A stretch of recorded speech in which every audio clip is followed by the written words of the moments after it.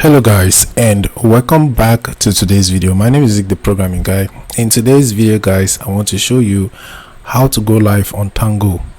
It's very easy, so let's get started.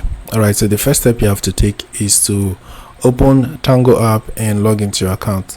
After that, if you look at the bottom area of your screen, you're going to see this pink live icon.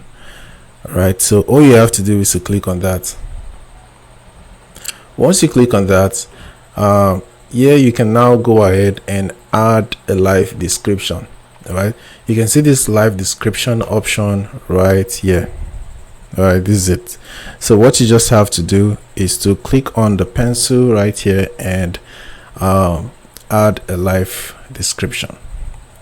Once that is added, next you want to decide is either to go live just showing yourself, or to host a party where you can invite people, or you can just go live with audio.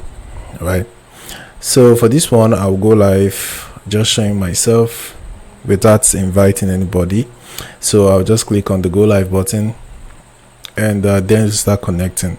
So as you can see right now, I'm live on Tango. All right, so people can start joining my live. So this is it guys on how you can actually go live on Tango. It's very easy. Hope this video was helpful. If it was, give this